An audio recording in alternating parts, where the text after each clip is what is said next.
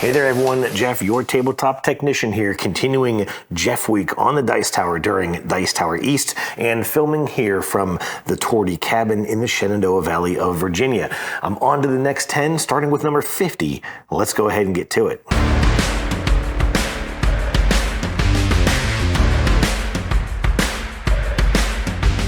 And here we are with number 50 on this list. You know, I felt as I was preparing this list that you kind of end up with a whole bunch of ties, right? You've got 40 games that, you know, they're all kind of just lumped into a category of games that you really appreciate, you really enjoy playing. And then you have another 40 or so games that, oh, I really like these games. And then of course you have your last 20 or so of, man, these are just my favorite games. But within those batches, it gets a little hard to prioritize one over the other. However, here we are at number 50, and my number 50 is The Gallerist by Vital Lacerda. This is only the second Lacerda game to make this list. The Gallerist, like all Lacerda games, is fairly heavy. However, it is probably one of the more approachable games in his portfolio, if you will.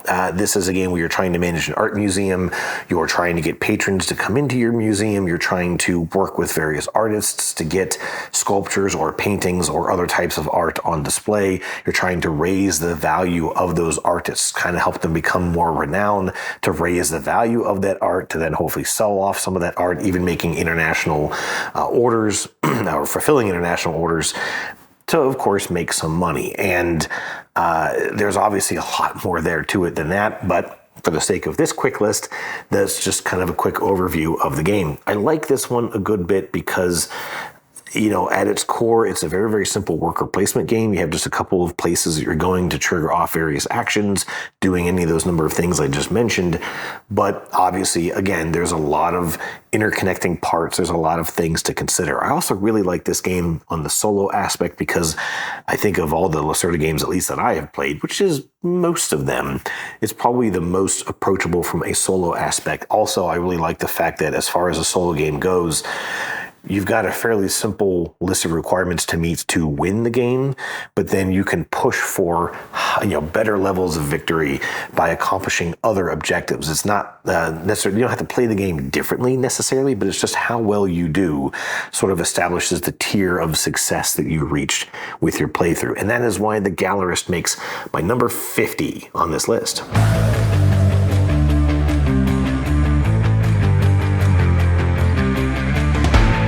Number 49. Let's keep things going with some Vital Lacerda titles. This is On Mars. On Mars is quite different from The Gallerist in that it is a very, very heavy and complicated game of trying to establish a Martian base on the planet of Mars. And of course, you're all working to sort of build this network of connected buildings, producing various resources. You actually have this sort of orbiting base that you can go and do some tasks on. And then of course the surface of the planet where there are additional tasks to work on.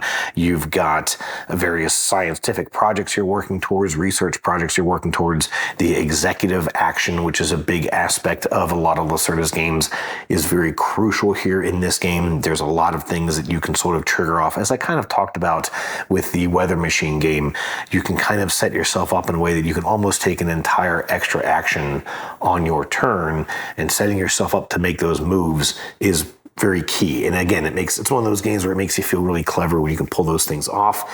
It's just quite difficult to do correctly. And this is a game that, again, with a lot of his games, it's very difficult to get this one to the table because it is so big and so complex. I always have to completely relearn the game every time I'm going to play this.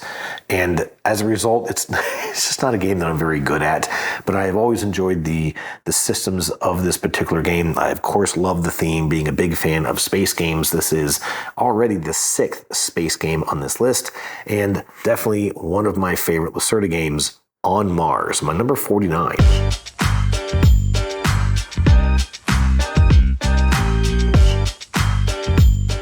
Number 48, I love it when I get to do this on this list. Again, time for something completely different. This is number 9. This is a very just simple on its surface, welcoming game of trying to stack these unique shaped. I don't like to call them polyomino tiles because they don't sort of fit your standard conventions of the L's or the Z's or whatever that we're all sort of used to out of those Tetris type polyomino tiles. These are very uniquely shaped pieces with the numbers 0 through 9. You're simply drawing a card from a stack, and then everyone is taking one of those pieces and placing it into their play area in front of them. And you're trying to stack these up in a way so that as you can start going vertical with the stack, as you know, your first tiles are going on the table, and then your second ones are going above and above and above. But each number is worth its value multiplied by the floor it sits on -1. And what that means is that all the tiles on the floor, on the base level on the table, are worth nothing. They're worth their number times 0. But then as you get to that second level, then they're all worth their value. The third level, they're worth twice their value. If you can make it to that fourth level, then suddenly they're worth 3 times their face value. And you're just trying to get the most points at the end of the game. And this one is... It is a great game to take to people or introduce to folks who just do not play games. It's very, very easy to teach. It sort of makes sense in of itself as you're teaching, the simple rules to this game. But I've seen folks get really, really into the strategy, if you will, or trying to make the most out of their tower as they're building this thing up, and folks can really immerse themselves into the challenge of this game. My copy of this is completely custom. I've replaced everything in my box except for the rule sheet itself, and I can play with just my base game up to 10 players. I also do have the number 9++ expansion. I actually have not gotten to check that out yet, but I'm really interested in seeing what that adds to the game. One of my favorite welcoming games, number 9, my number 48.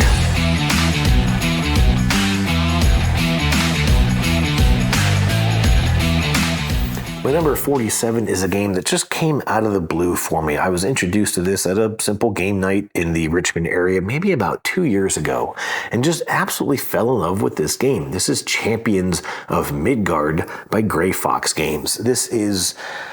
on its surface, it's maybe even a slightly abstract game about sort of building your clan of Vikings and going out and fighting monsters and trying to go on, voyages to slaughter, vicious monsters, also trying to protect your homeland from invading trolls and whatnot. You're doing all this by collecting these dice, which represent different types of Vikings.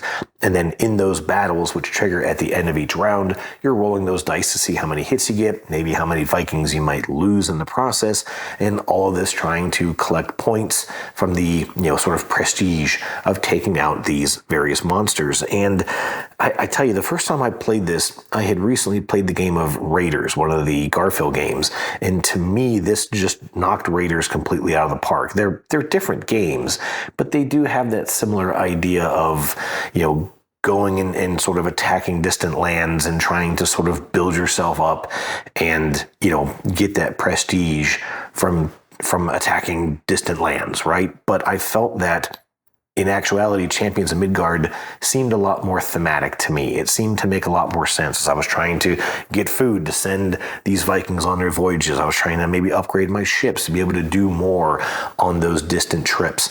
And it just felt to me a much more connected, thematic, and engaging game. I don't love dice chuckers, which is why this game has the essential, I believe, Valhalla expansion. This gives you something to do with the rolls that go poorly. Your deceased Vikings go to Valhalla, and you can kind of cash in their souls, if you will, to get other various upgrades, maybe even bring out more Vikings. And there's just so much that starts to intertwine with that expansion. Great game, great expansion. Champions of Midgard, my number 47.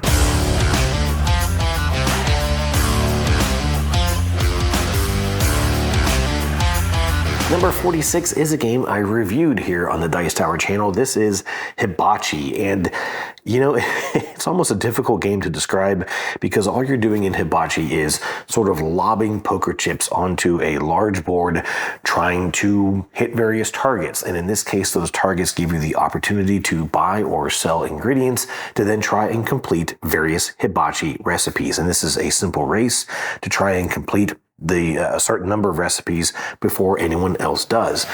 But this game almost immediately descends into just complete laughter and chaos and silliness because, of course, you can knock other chips around the board.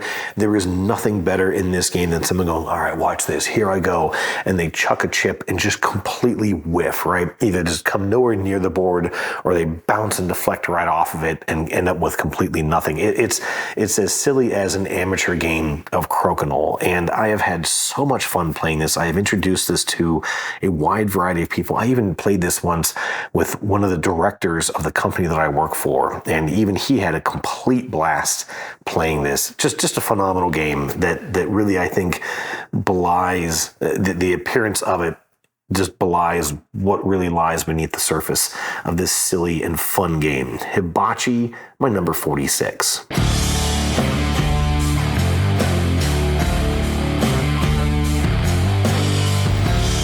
Number 45 is another game I reviewed here on the channel not too long ago. This is Rolling Heights by AEG and John DeClaire. And in that review, I talked about a lot of the flaws that this game has. The setup is way too complex, or just takes too long. The game itself takes too long.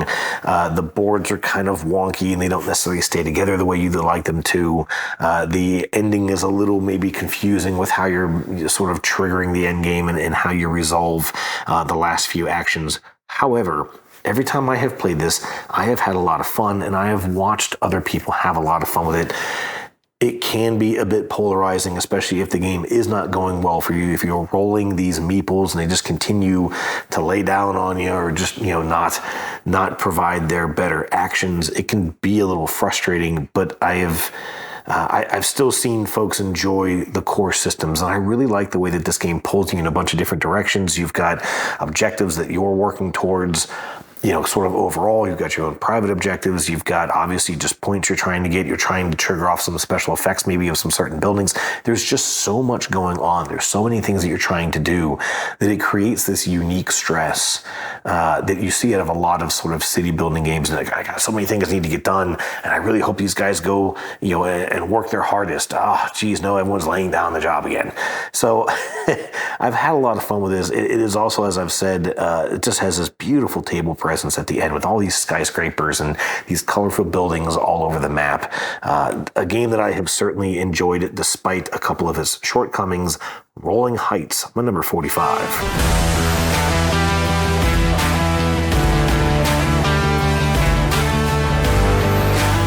Number 44, you know what? This is a mainstream popular game. This game is on everyone's list. This is Earth.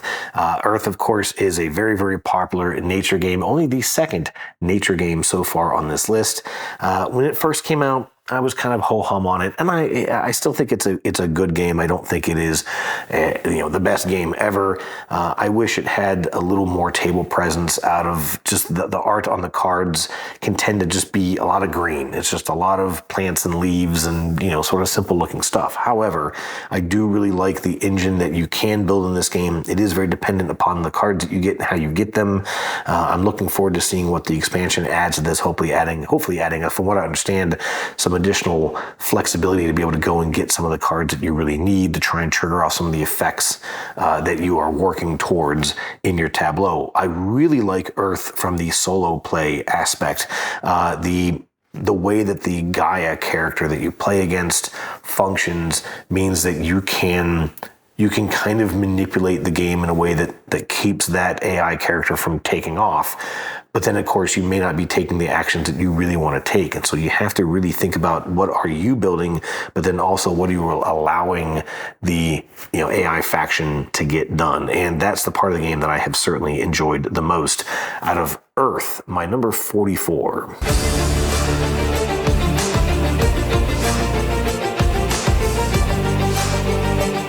Let's go back to space for my number 43. This is Beyond the Sun by Rio Grande Games. Now, I reviewed the expansion to Beyond the Sun here on the channel, and I wasn't very fond of it, mainly because I just didn't really feel like it did all that much for its $30+ MSRP. However, in preparation for that review, I ended up playing the game a bunch of times. And the first time I played Beyond the Sun was at the Dice Tower Retreat in 2021, and I didn't really enjoy it. I was obviously very excited for the theme, But as much as I knew about the tech tree aspect of the game, I didn't really know about this area control element that plays alongside the main board, and I'm just not a big fan of area control games.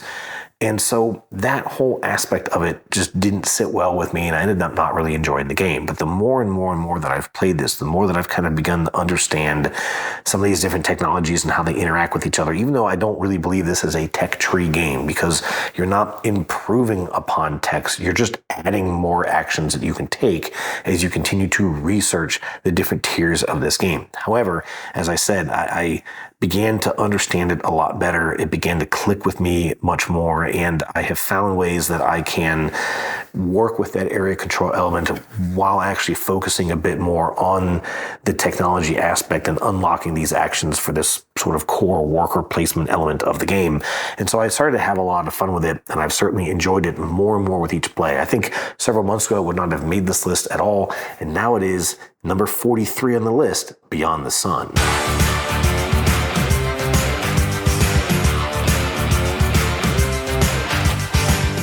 All right, I'm not ready to leave space quite just yet, because my number 42 is already the 8th space game on this list, and there are a few more to come. This is Planet by Blue Orange Games. This is a game that were sort of introduced to early in our sort of gaming hobby as a family. I mentioned when I was talking about lanterns that my wife and I came across a game cafe in Athens, Georgia. We went in, had a cup of coffee, and ended up playing Planet. Loved it so much that we picked up a copy on the way home. In this game, every player has this sort of large plastic dodecahedron, and each side is magnetized, and then you're getting these little magnetic tiles to attach to this planet, if you will, and each one has a number of different biomes on it, like water, mountains, forest, whatever. And then there are these cards that come out with different animals on them, and each animal is looking for the planet with maybe the most water or the most mountains or the most individual areas of desert, for example. And then that planet is the one that it will go to live on, and then those cards are worth points at the end of the game. This is, I think, a great welcoming game. It is a great game to introduce to, maybe family who doesn't play a lot of games. Whenever we've had friends come over and they see the, wall of games, well, what's something that we can play? Well, hey, Planet is a great choice. Just something that has really clicked with us. I mean, I was teaching this to my daughter when she was quite young, and now she can, school a lot of people like her grandparents and such when we sit this down to play with them. Just a fantastic game. Number 42, Planet.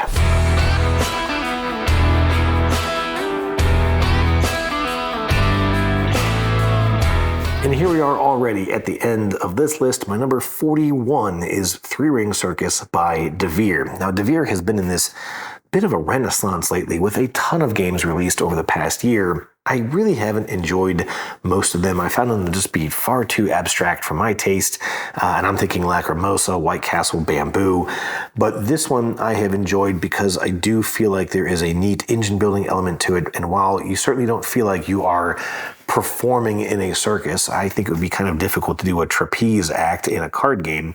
However, you do sort of feel like you are managing a circus and trying to build the most successful business. In this game, you are competing with your fellow players in North America, trying to put on various circus shows at small and large towns all over the country. You start off just trying to perform for some quick money so you can then hire better acts that will then enable you to score a lot of points when you perform at the larger cities. And you're doing all of this in a race against Barnum and Bailey, which is making this sort of general sweeping arc around the country. And when they sort of get back to where they started, the game ends. And there's a little bit of a way to even kind of manipulate that timer. At the beginning of this game, you feel like you've got all the time in the world because they're only moving one space along this track, but they will eventually skip spaces where other players have already performed. And so towards the end of the game, they'll make these rapid jumps across that track to then quickly end the game. I like this one for the aspect of the three rings of this circus that you're building. I think it's really neat how you're sort of covering up symbols, especially ones that make your circus very flexible, very quick to move around this board. As your circus gets bigger and bigger, it becomes more difficult to move around. You cannot move as quickly across this map. Now you can kind of get out ahead of that, and you can hire various acts that are a bit more mobile than others, but then you might be sacrificing money or other aspects of the game in exchange for that mobility. But I really enjoyed this one.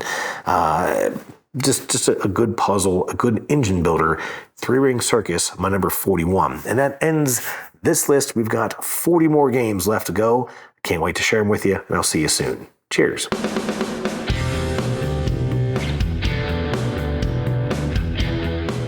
Hey everybody, thanks for watching another video from the Dice Tower. Hey, you want to learn more about us, communicate with us? We have a Facebook group, we have a Discord channel, lots of different ways to get involved with the Dice Tower. You can find that in our Linktree link below. So just click that, it will take you and you can communicate with us on Facebook, join our Facebook groups. There's lots of cool things that you can find and become part of the Dice Tower. Thanks so much for watching. I'm Tom Vasel.